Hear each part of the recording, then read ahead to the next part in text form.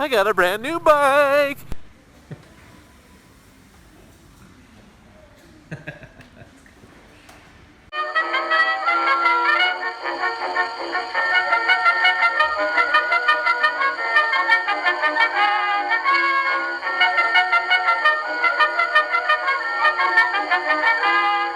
There she is. Just my luck. It's been sunny for a week and a half. I make an impulse buy on a motorcycle and it's raining. Anyway, here we are.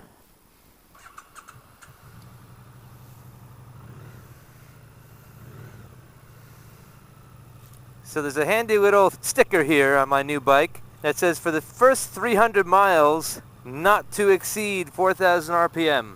Let's see if I can rein in my excitement.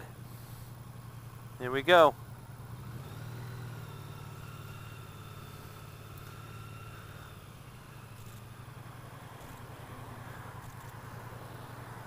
Hey everybody, it's Dick here. Today I'm on my new Triumph Street Cup. I know, it's shocking. I'm as surprised as the rest of you. I have no idea how this happened, but I do know that it's through the generosity of my beautiful wife Fanny, who has made a tradition of buying me a motorcycle on Father's Day. My very first motorcycle was a celebration of me being a new father. She bought it for me as a surprise. And this one is the newest member of the fleet following the tradition of Father's Day motorcycles. How the heck did I end up on a Street Cup? Well, I'll tell you. As you know, I'm constantly in the market for the next bike, and I've been really smitten with the R9T. And I was looking at an R9T, and my wife is in the process of getting her full UK license because she's eager to ride here in the UK where we're living instead of just when we visit the US where she's had a license for yonks.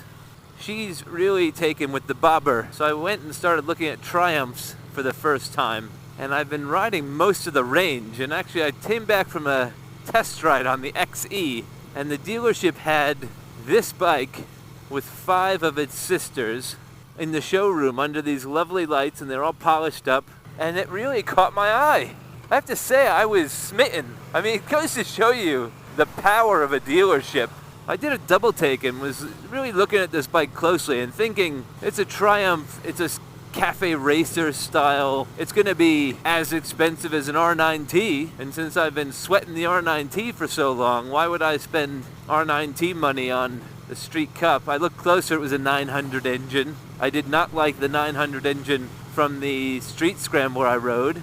But then I looked and saw that they were on sale for like 2,500 quid off. I think new they're just under 9 and they were selling these for 65 or 67. It made me look even closer because that's Royal Enfield Interceptor money. They did not have one to try, and I was reluctant to fall into the trap of the US motorcycle buyer where you're buying most of the bikes unridden. But they did have a T100, which shares this engine. And the T100 engine and this engine are the pre-update 900 engines. So the new updated 900 engines in this new street line for 2019 have 10 more horsepower, a lighter crank, a couple of other things.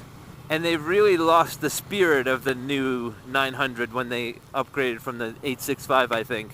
So I took the T100 out. Let me just say, this thing, the seat height is insanely low. This thing just, I don't know if you can see, that's my knee bend. Sorry about the rain, everyone. I'm doing my best to clean the lens.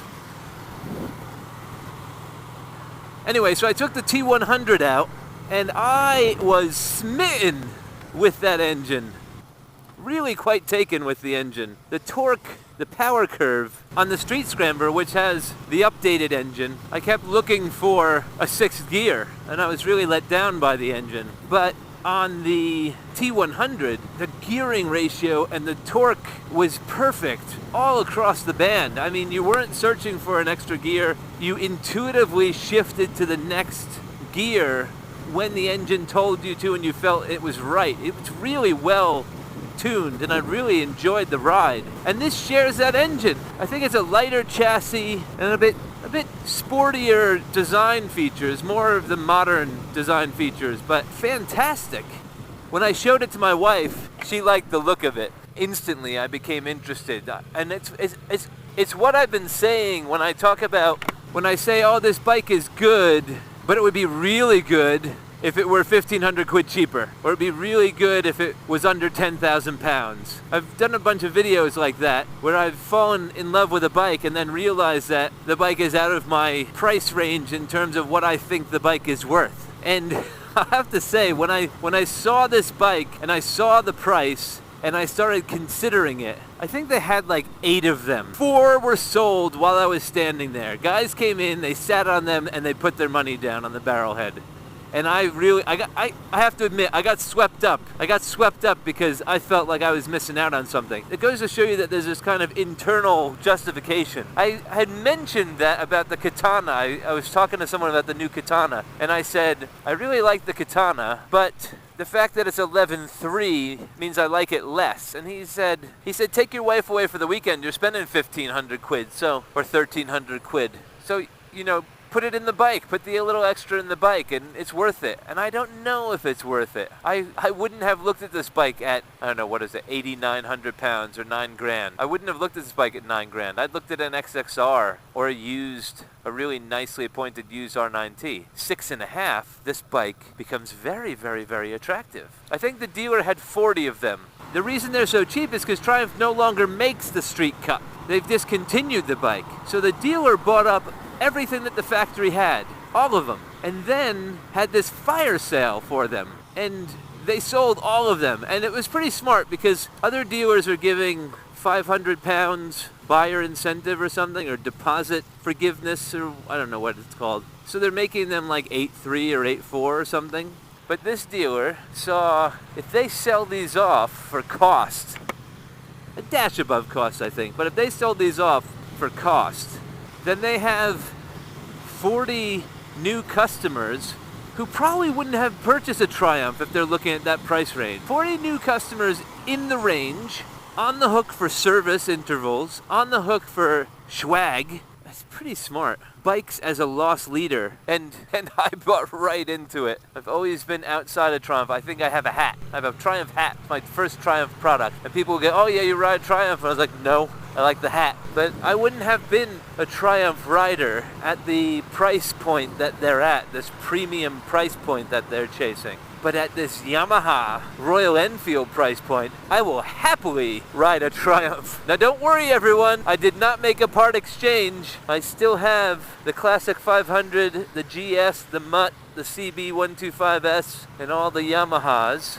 But I now have a Triumph a part of the fleet. And even in this shit weather, I'm not skittish. I'm not feeling uncomfortable on it. I'm really quite chuffed about this bike. This brake reservoir, though, that's kind of stupid. And I don't know about filtering with these bar end mirrors. I don't even know if they're in the shot. But I haven't even filtered. I mean, it's shitty weather, so I tend to be a bit more conservative when I ride in shitty weather. And it's meant to be shitty weather for the next 9 days. Just my luck.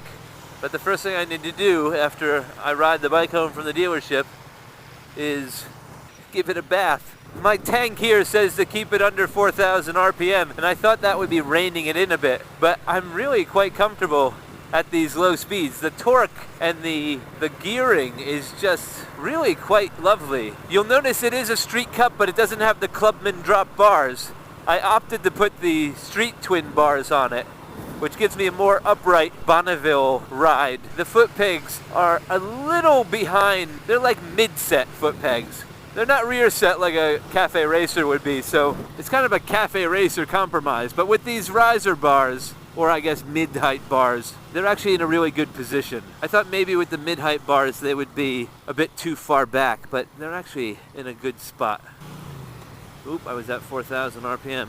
I was also unsure about these bar end mirrors. I kind of hate bar end mirrors. I think they're kind of douchey. And I thought they'd be hard to be checking the mirrors. I'm too small. I had bar end mirrors on my Ducati Monster and was so stupid. But these are actually quite big and I'm getting a really good view of the road behind me.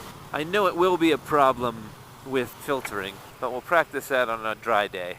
And maybe we can do a little here. Let's do just a little bit here. Yeah, this is a big wide spot, and that's about as wide as I need to filter. For living in London, I can't remember the last time I rode in the rain. I got water already soaking through my rain trousers. I do want to go for a longer ride, even in this shitty weather. I feel like I want to go for a long ride. I do notice that this really nice sculptural, sorry, it's green light. I'll show you when I stop. But this sculptural, designy brake pedal is very slippery in the rain. My toes slipped off it a number of times. There's no fancy rider modes. It's got traction control that I think you can turn off. ABS is on all the time. So in the age of tacking on as much technological shit as possible onto your bikes, this is a very purist motorcycle. It's as purist as you're gonna get with a modern compliance bike, with all the emissions and safety regulations that they make these bikes. I mean, there's a lot of hurdles for these manufacturers to jump through, but maybe that's why I'm drawn to it too. I mean, I'm thinking it's kind of performing like I wanted the Interceptor to perform. Yes, I know, it's a 900 and the Interceptor's a 650. But there's character here that I think they could have put into the Interceptor that they sacrificed for some higher end performance. And I think that's what these guys did with the retuning of this engine. So one of the reasons I think I allowed myself to get caught up in the fever of this fire sale, this engine, the T100 engine, is one of those sweet spot in time engines. It's one of those things that they had it right for a year, 2 years, and then like, oh, we can improve it, and then they lost it. And that's why this is a fleet member and the Street Scrambler isn't.